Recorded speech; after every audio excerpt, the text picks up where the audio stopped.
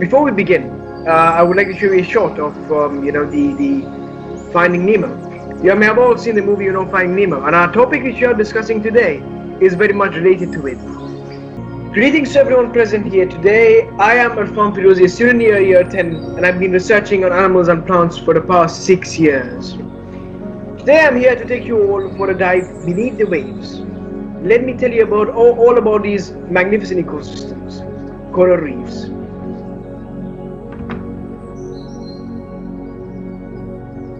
I've got a specimen here for you all to see. It was collected on January 3rd, 2020, and the species called as a symmetrical brain coral. And so, a group of these actually make coral reefs. Coral reefs are the most diverse of all marine ecosystems, and they teem with life, with perhaps 1/4 of all ocean species depending on reefs for food and shelter. This is a remarkable statistics when you consider the reefs cover just a tiny fraction, less than 1% of the Earth's surface, and less than 2% of the ocean's bottom. Because they are so diverse, coral reefs are often called rainforests of the sea. Today we'll be covering 3 global goals: responsible consumption and production, climate action, and life below water.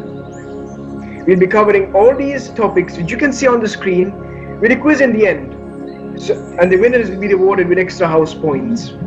So your keen attention and participation is much appreciated. So before we begin, let's first understand what coral and coral reefs actually are. Of course, when corals are mentioned, most people think of clear, warm tropical seas filled with colorful fish.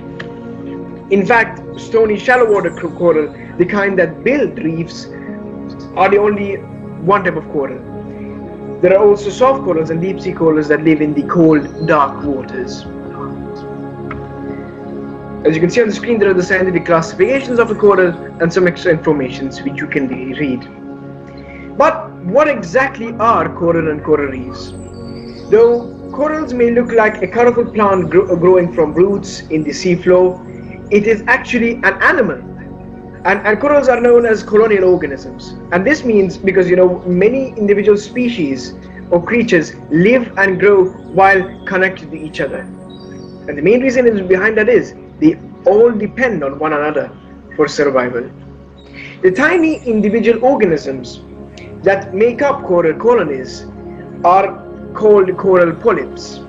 The polyps use ions in seawater to make limestone exoskeletons, skeletons outside the body for themselves. The coral species that build reefs are known as hematypic. The specimen that I also showed you is also hematypic, and it means they are hard corals because they extract calcium carbonate from seawater to create hard, durable exoskeletons that protect their soft sac-like bodies. And other species of coral are also in the reef, but they are not involved in reef building, and they are known as soft corals. But the question which arises to all of our minds is that why are we actually learning about coral reefs today? Why are they important?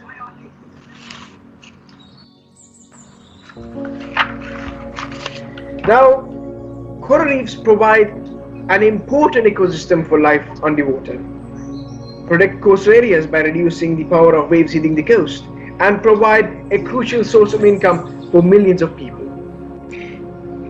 Thousands of species can be found in one reef. Let's say the Great Barrier Reef in Australia contains over 400 coral species, 1,500 fish species, 4,000 mollusk species, and 6 of the world's 7 sea turtle species.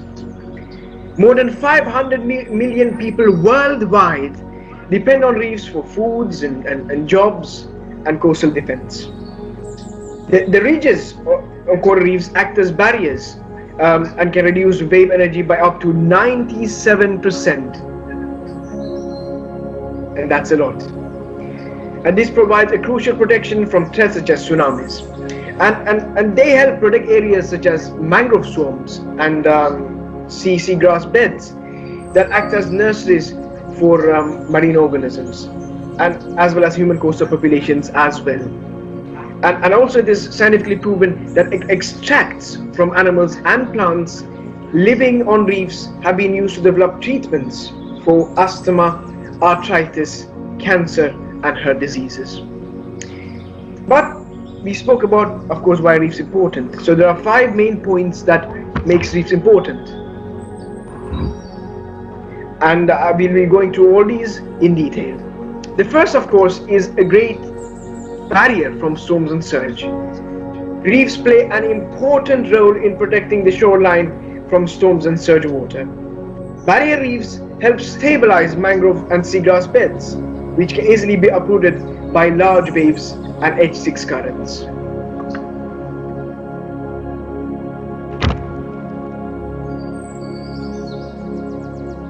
In the video is, for example, one example. And the next point which we have got is 1-2 fish. But what is it exactly? As the foundation of complex food webs, coral reefs support an incredible diversity of life, and that include fish, algae, soft corals, sponges, and much more, invertebrates, and all of this build the base of this web. And from small herbivorous fish to large predatory fish, all rely on the reefs for finding food and shelter. And here I've got another specimen, and it was collected on August 7, 2017, and it is a species called as the larger star coral. And just in this, we can see the amount of animals that are found in just a particular reef, such as stone crabs and sea stars and fishes as well.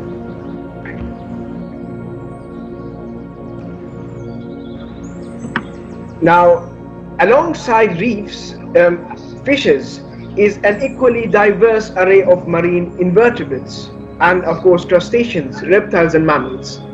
Everything from lobsters to octopus to sea turtles and dolphins depend on reefs for food, habitat and protection, as we can see in the video here as well. Each animal plays an important role in the reef ecosystem, let's say be it filtering water, or consuming prolific algae, or indeed keeping a particular species under control.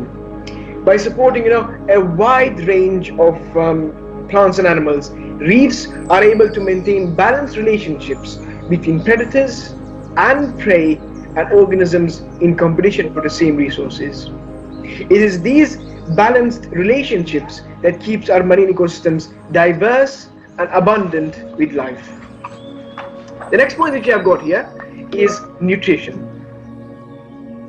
Fish and other marine life have been a primary source of protein for as long as people have lived on coasts. From small-scale artisanal fisheries to major commercial fleets, harvesting of marine life is a major economic force in all the world's oceans. Local fisheries such as lobsters or stone crabs, snappers or groupers all directly rely on reefs for spawning and habitat. But when it comes to reefs, are they same like sponges?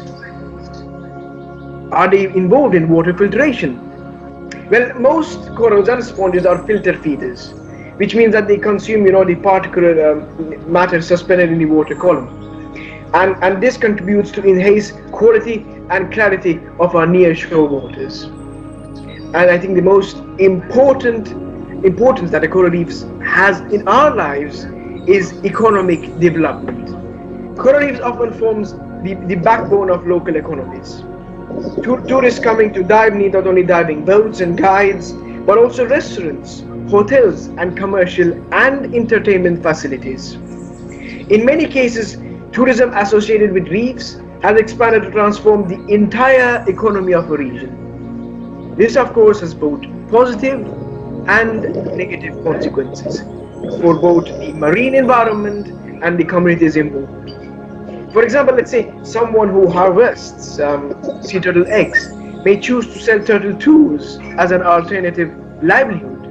On the other hand, an unmonitored number of tourism may result in environmental problems, which include, let's say, coral damage, pollution, and inadequate waste treatment. Talking about coral reefs, I hope you all have an idea of their importance right now. But talking about them, we have to understand like first where did they come from? Are they recent creatures or have they been on Earth for a very long time? And to do that, we have to look at the coral reef history. Coral reefs are 500 million years old and date back to the late Cambrian period during the Paleozoic era.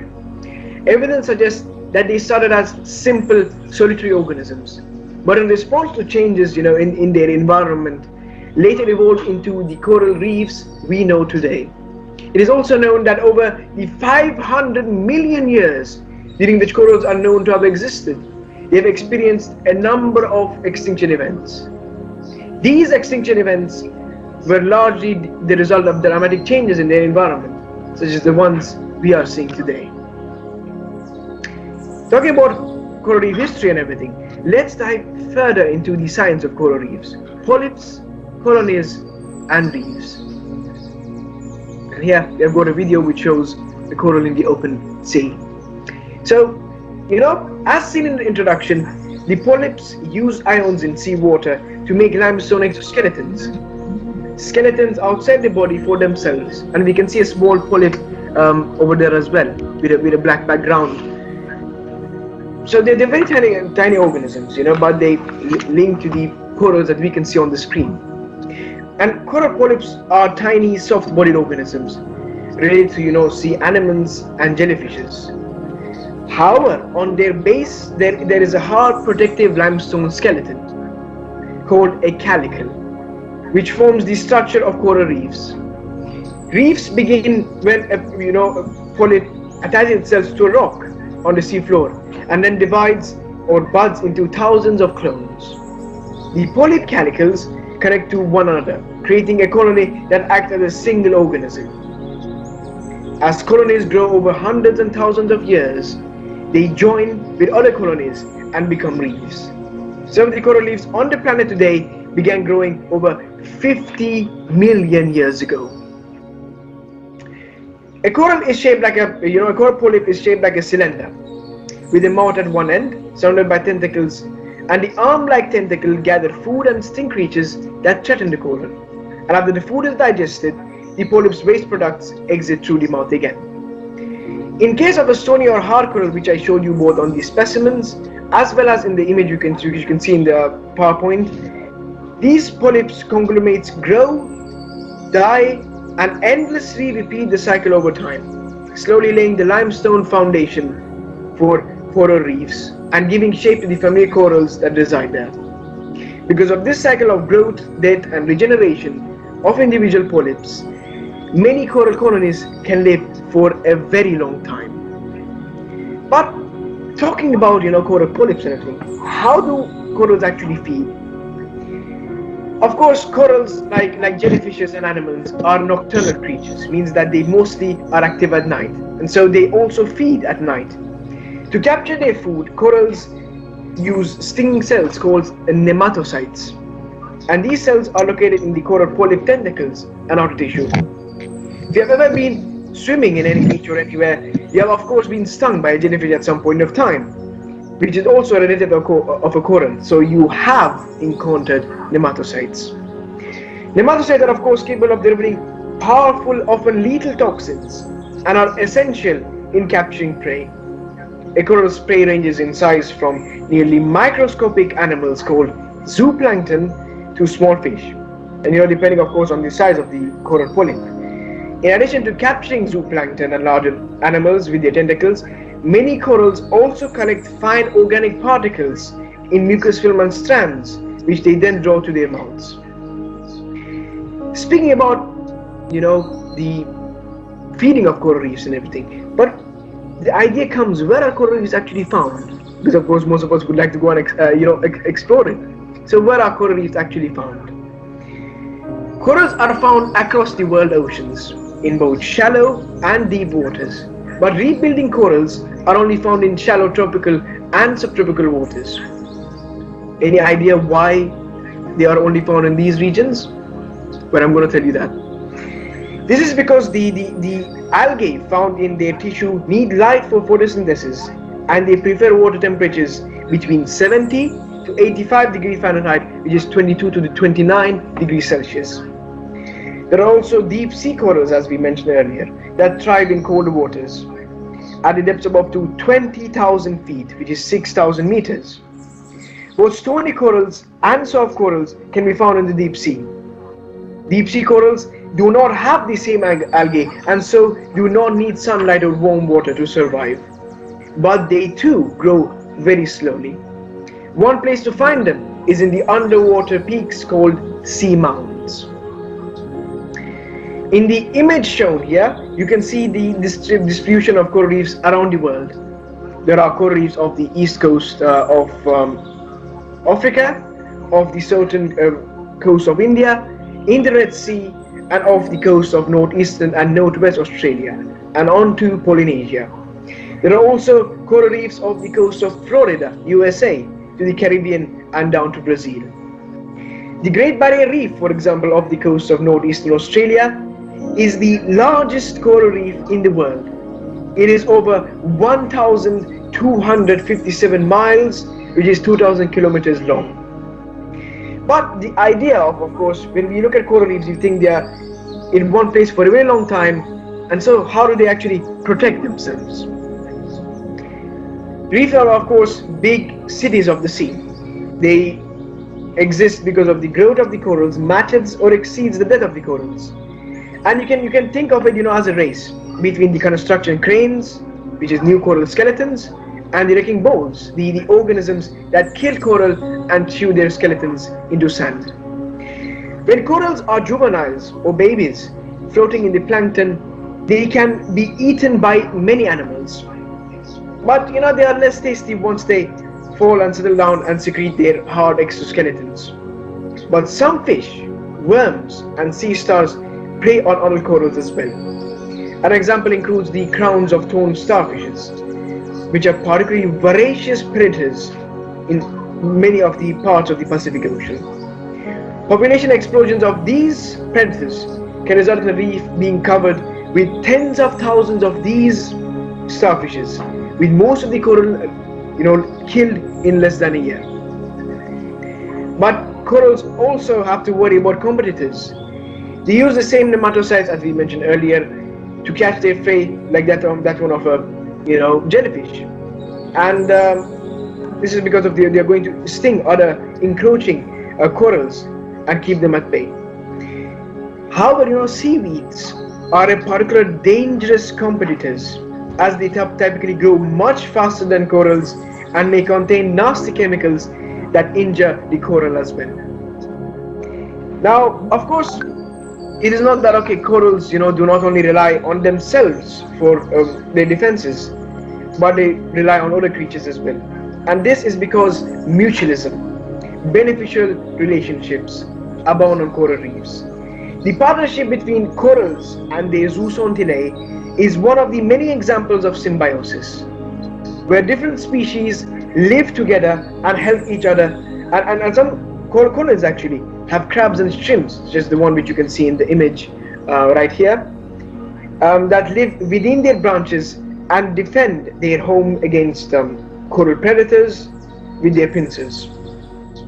And parrotfish, in their quest to find seaweed, will often bite off chunks of coral and will later excrete out the digested remains as sand, which later end up to be islands. One kind of goby also chews up a particular nasty seaweed and even benefits by becoming more poisonous itself. Now, talking about the reefs, let's go into more detail of the largest living organisms on Earth, the Great Barrier Reef. The Great Barrier Reef is the world's largest coral reef system, composed of over 2,900 individual reefs and 900 islands, stretching for over 2,300 kilometers over an area of approximately 344,400 square kilometers. Have you ever heard about the coral reefs? Of course, the Great Barrier Reef. If yes, you can just put a thumbs up over here as well. If you have heard of the Great Barrier Reef or been there, you can just put a thumbs up here. The reef is of course located in the Coral Sea of the coast of Queensland, Australia. And it is the size of about 70 million football fields. And the Great Barrier Reef makes up about 10% of the world's coral reefs ecosystems, and is one of the best known and most complex natural systems on Earth. The Great Barrier Reef, what an extraordinary place. And we can see in the map of Australia where the Great Barrier Reef is actually located. And today the reef is a marine park and a World Heritage Area, supporting a range of commercial activities and attracting millions of visitors each year who come to enjoy its beauty above and below the water. Now, the Great Barrier Reef is depicted as the home or location of Marlin and Nemo in Disney Pixar's 2003 animated film, Finding Nemo. And I'm very sure you all have loved the movie till date and continue to do further so. And if you have seen the movie again, you can put a thumbs up. The majority of coral reefs are called fringe reefs, and they contain a wide, diversity of life. We can see that the amount of creatures that are found in the Great Barrier Reef in the video shown on the screen. And because they're called fringe reefs because they fringe the coastline of a nearby landmass. But what's the difference between a fringe reef and a barrier reef? But I'm going to tell you that. When a coral reef grows around a volcanic island, something interesting occurs. Over millions of years, the volcano gradually sinks. And of course, the corals continue to grow, both upwards towards the surface and outwards towards the open ocean. Over time, a lagoon forms between the corals and the sinking islands, and a barrier reef forms around the lagoon. Eventually, the volcano is completely submerged and only the ring of coral remains. This is called an atoll. And the Great Barrier Reef, with its huge diversity of creatures from minke whales to parrotfish to, of course, different species of mollusks, as we discussed earlier, began growing about 20,000 years ago. It takes, of course, time to grow a big coral colony or a coral reef such as this one, because each coral grows very, very slowly. Reefs themselves, grow and it depends on the growing season, of course. And because after the corals die, they break into smaller pieces and become compacted. Individual coral colonies can often live decades to centuries, and some deep sea corals have lived more than 4,000 years. But how can we tell how old is a coral? It requires, of course, a huge technology and, of course, a huge understanding of micro world, the microscopic world.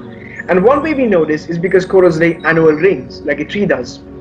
And just like a tree, each year corals form new cells, and these are called annual rings, and they show the amount of coral produced during one growing season. These skeletons can tell us about what the conditions were like hundreds of thousands of years ago. But speaking about all these details about coral reefs, how you can tell their age and all these things, of course, I once tried to actually find the annual rings, but it's pretty difficult. What are the threats to their survival of coral reefs? Now, we are aware that there are some living species which are becoming extinct and are on the verge of extinction, and the coral reefs are also in decline. And of course, you can write in the chat box, what do you think the threats are to coral reef survival? Now, there are about 6,000 species of corals around the world, with some species growing in warm, shallow waters near coastlines, and others thriving on dark, cold seafloor of the open ocean. And the greatest threat to reefs are, if you're guessing it right, are rising ocean temperatures and ocean acidification. And what is it linked to? Climate change, linked to the rising carbon dioxide levels. But what does exactly take place over there? Of course, all the coral specimens that I showed you earlier are, already bleached because they have died and they have been preserved. And high water temperatures actually causes corals to lose their microscopic algae that produce the foods corals need, a condition known as coral bleaching. We're going to go into more of further detail, But let's first understand what the threats are actually are. Some threats are natural, such as diseases, predators, as we mentioned, like the crowns or thorns, starfishes, and storms. Other threats are caused by people, including pollution, sedimentation, unsustainable fishing practices, and climate change, which is raising ocean temperatures and causing ocean acidification. Now, let's first go through all the main important threats that coral reefs faces. The first, of course, is from pollution, and it is one of the key drivers of the reef's decline. Nitrogen runoff actually from farms forms the from the farms, of course, lead to the algae blooms, which starfishes feed on. Their larvae also feed on as well. And what does it promote? It promotes the population explosions, which will lead to imbalance in the ecosystems. And you can see, it's not, unfortunately, it's not only the warming and more acidic seas that are threatening corals, but it's things that are happening on land as well. Even activities that take place far from reefs can have an impact. Runoff from lawns and sewage and farms feeds algae that can overwhelm reefs. Deforestation hastens soil erosion, which clouds water, smoothing corals. The next, I think, and the most common thing of the threats that are happening to the coral reefs are fishing. And what actually happens is that poor management of commercial or recreational and indigenous fishing is increasing the threats to many of the species, including dugongs or turtles and inshore dolphins. And fisheries management needs to be supported by investment into expanded data collection and compliance programs. Overfishing and overharvesting of corals also disrupt coral reefs. If care is not taken, boat anchors and divers can scar reefs as well. Invasive species can also threaten coral reefs. Let's say an example that includes the lionfish, which is actually native to the Indo-Pacific waters, and it has an enormously fast growing rate and population in waters of the Atlantic Ocean. With such a large number of fish, it could greatly impact the coral reef ecosystem through consumption of and competition with native coral reef animals. And the next is, of course, coral diseases. The frequency of coral diseases has increased significantly over the last 10 years, causing widespread mortality among reef-building corals.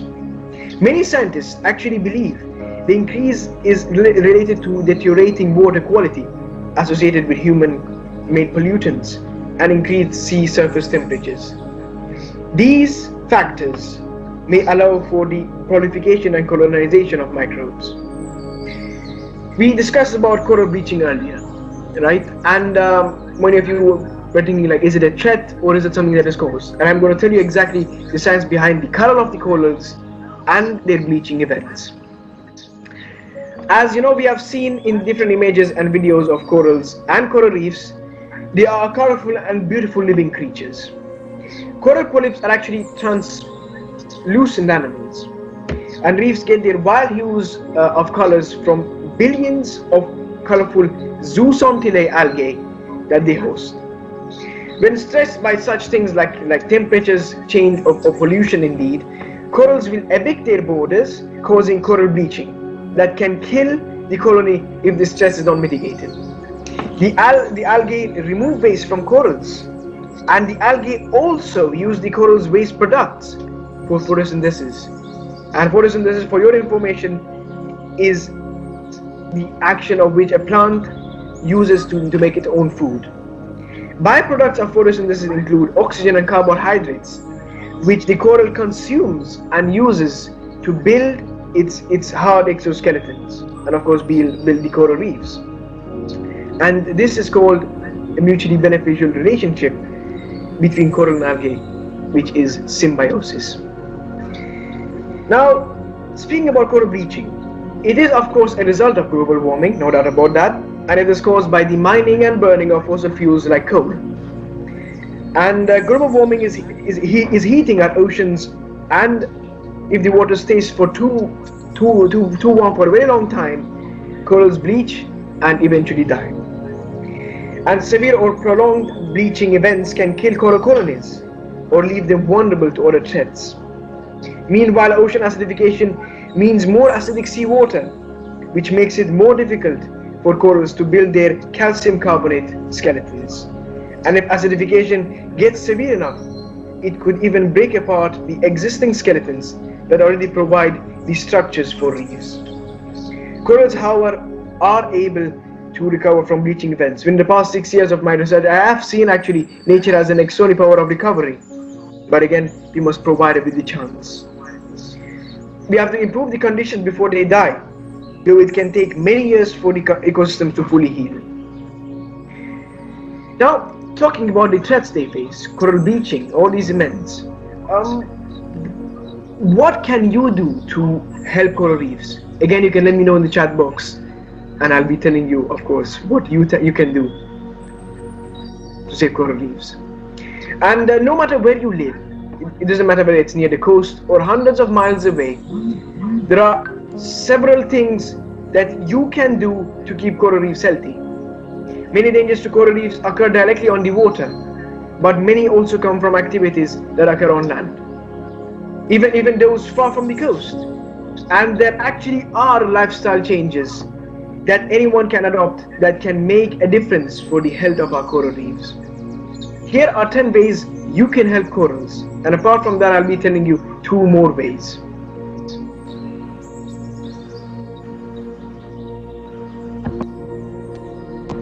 You can go through this for 1 minute so we can discuss the rest of the ways in which you can help corals.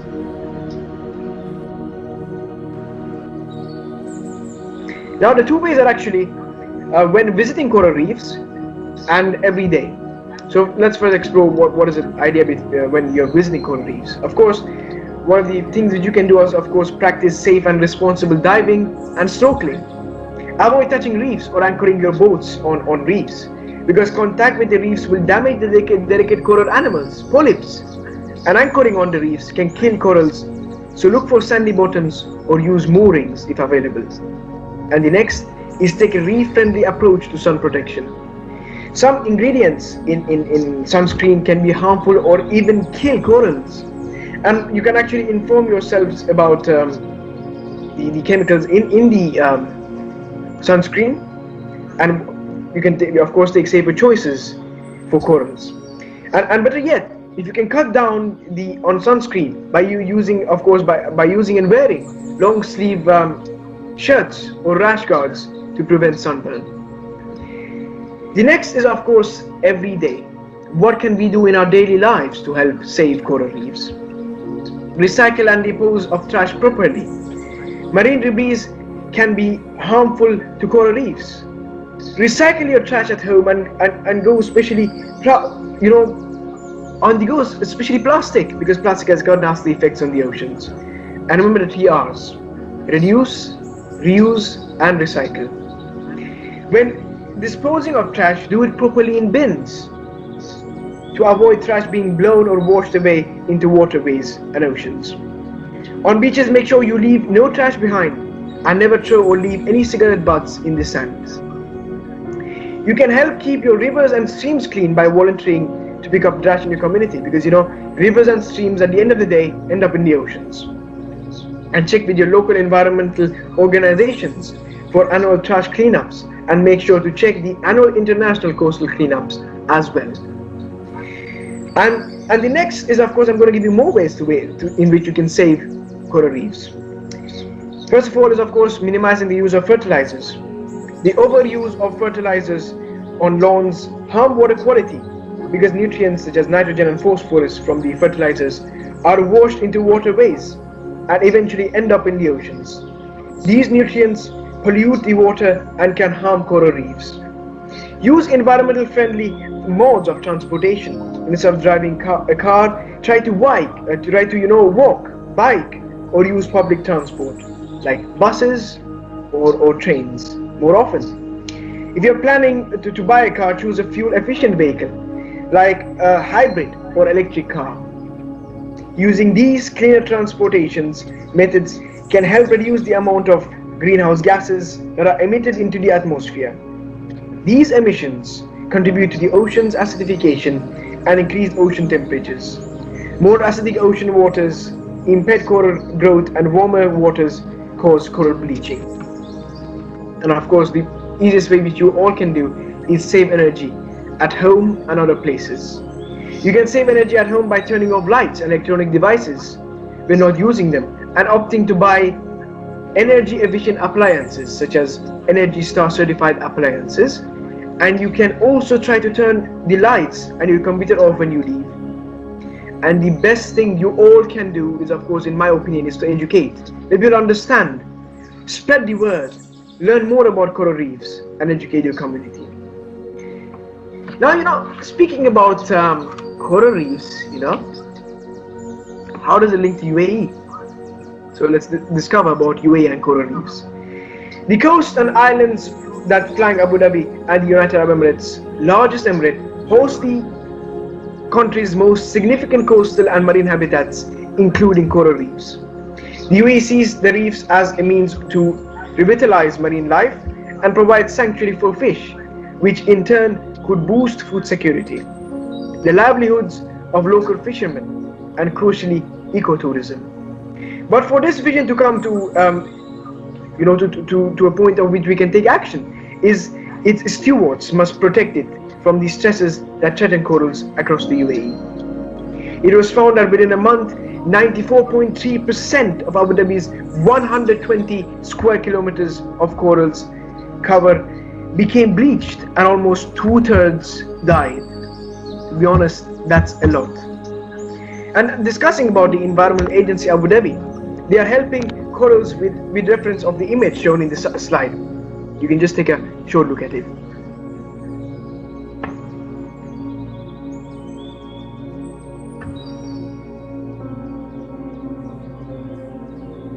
Now, a team of divers is also building an artificial coral reef off the coast of the east coast of United Arab Emirates. In 5 years, they hope to cover 300,000 square kilometers with 1.5 million corals. It could take, of course, 10 to 15 years until meaningful levels of corals begin to grow naturally on artificial reefs. And off the coast of United Arab Emirates, coral freshly removed from the reef is cut into pieces and replanted by a group of divers. The divers from the Fujairah Adventure Center are building artificial reefs which they hope will spur a resurgence in sea life degraded over the years by climate change and development. The small team and other volunteers have planted more than 9,000 corals over about 600 square meters in the past year. As elsewhere, UAE reefs have suffered substantially from the degradation over the past 2 decades, mostly due to climate change, but also because of land reclamation. Artificial reefs can help restore reefs that become a habitat for marine life and help combat coral bleaching and other degradation caused by climate change. Over 70% of the coral reefs in the UAE have been wiped out due to the bleaching, according to studies conducted by New York University Abu Dhabi, NYUAD, in collaboration with Environmental Agency of Abu Dhabi, EEA. So, and there are many things which the whole UAE is doing. And one example includes Sharjah. Sharjah steps up to protect coral reefs and species from extinction. The Environmental and Protected Areas Authority in Sharjah has launched a project focused on the culture and growth of corals of Ser Bonaire Islands. The project aims to address the global coral bleaching and protect species from extinction. Such initiatives raise awareness of marine coastal environments and address the global phenomenon of coral bleaching. Ser Bonaire Island Reserve is internationally acclaimed and recognized by the International Convention of Wetlands, Ramsar, for its diverse offerings. The reserve is listed as a UNESCO World Heritage Site, and there is a memorandum of understanding on the protection and management of marine turtles in the Indian Ocean and Southeast Asia in place. In order to mitigate the impacts of past bleaching events, the authority, in cooperation with the Emirates Marine Environmental Group (EMEG), aim to restore the coral reefs of Cebunet Island, and that I can tell you is a good news, through the creation of a large-scale coral nursery. The nursery involves the installation of multiple semi-fixed cages fixed with ropes. Corals are inserted at 5 to 10 centimeters long along the rope by temporarily twisting, moving fragments into rope openings and sealing the rope tight. Ongoing monitoring of coral survival and growth rates will ensure approximately 94% survival rate of healthy, sizable corals, available for transfer to restoration sites requiring increased coral cover and diversity enhancement. So I guess that's all from me today. I hope you learned a lot. You can let me know what you learned today and what would you do to take action to save coral reefs. So today we learned what exactly are coral reefs, where are they found, how are they formed, why are they important, and the threats they face, and of course what we can do to save them. I shared my specimens with you that I collected in the past 6 years, and I hope you got an idea of how important coral reefs are to us and to the diversity of marine ecosystems. Without reefs, billions of sea life species would suffer. Millions of people would lose their most significant food source, and economies would take a major hit. But it's not just about the jobs. Coral reefs attract tourists to more than 100 countries and territories worldwide. So if we take action today and save coral reefs, save corals, and save the whole biodiversity of our planet, we are indeed saving ourselves and our future. Thank you.